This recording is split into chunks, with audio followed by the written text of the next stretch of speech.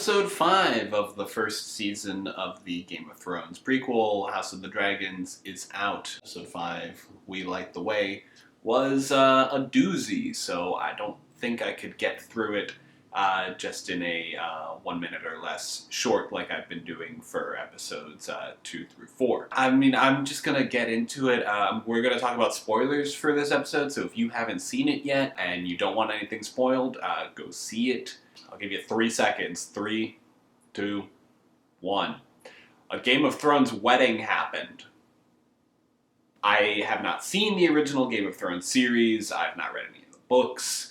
I talk about my lack of experience with Game of Thrones in my review of the first episode, but I knew the reputation of Game of Thrones weddings. Not in detail, but I assume the Red Wedding is called the Red Wedding for a reason. The whole wedding sequence, the dread was palpable, almost annoyingly so, to be honest. And I say annoyingly so only because something actually happened.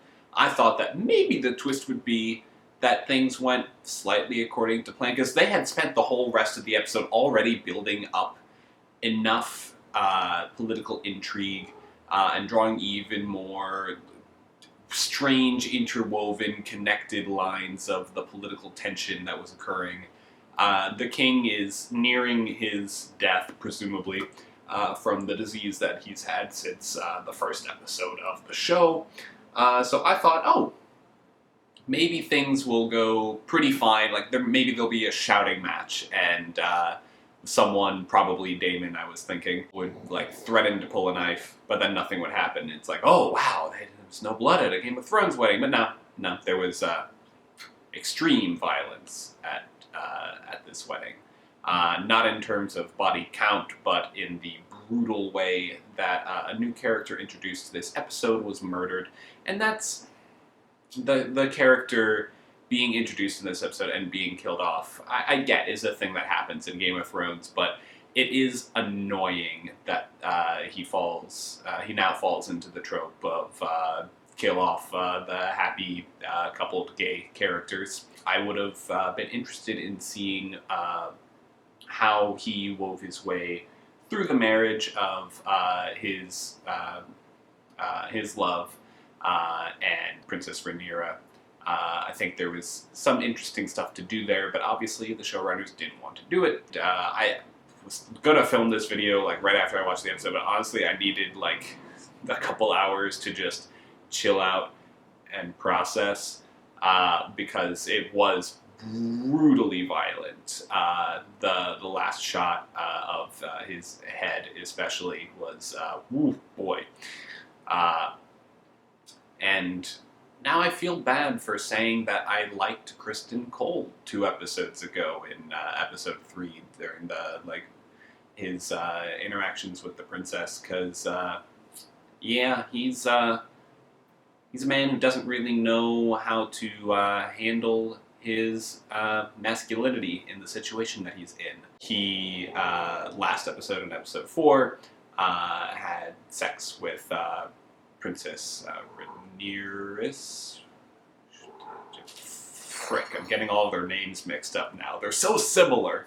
So in doing so, he ruined his vow of celibacy for being a knight in the Crown Guard. And in his own narrative, where he is the hero, he came from nothing and he rose up to be in the King's Guard, but now to break his own vow, that's really messing with him. So in his head, he's like, okay, well, this story turns around for the better, and I am the hero of a great romance story if the princess and I run away together, and then she can marry me, and my vow of celibacy doesn't matter if we just go off and we do nothing.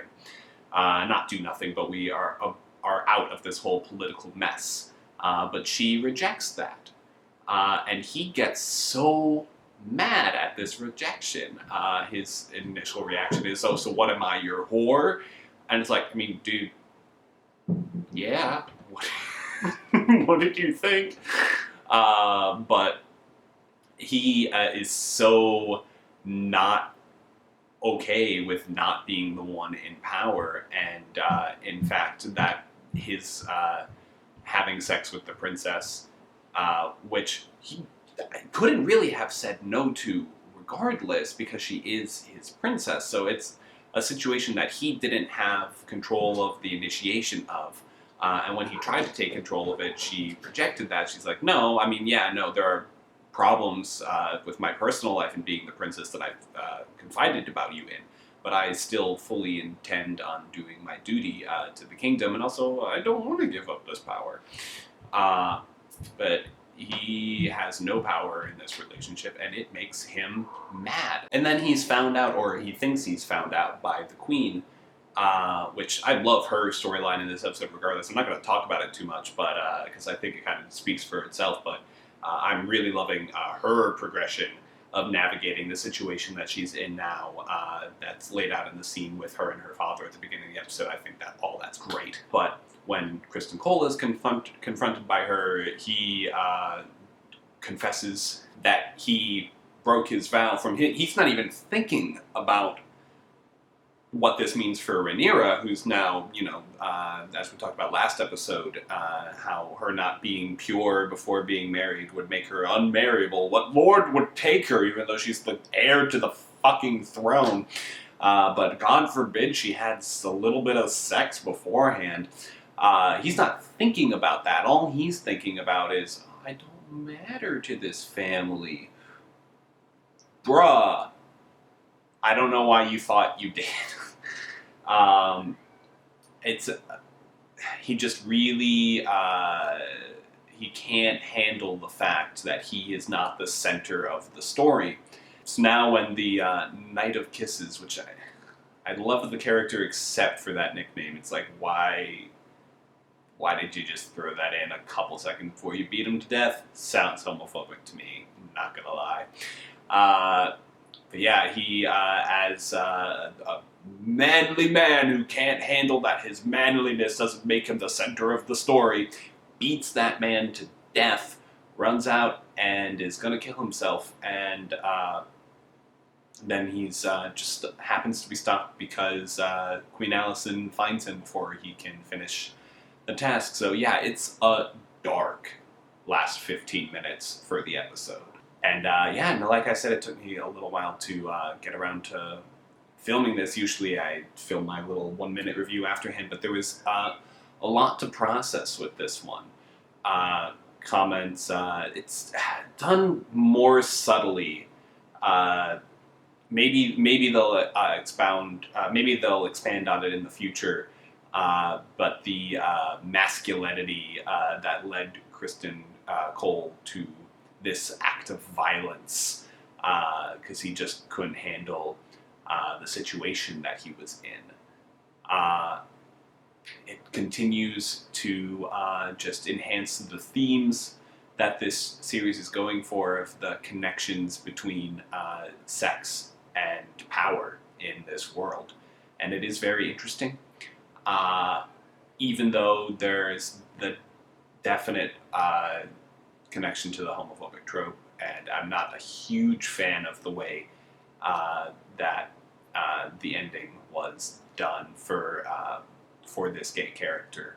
I am still interested in seeing where it goes going forward. I'm excited to see next week's episode. Let me know what you thought down in the comments below. Thank you so much for watching, and have a better week than the Targaryens are having.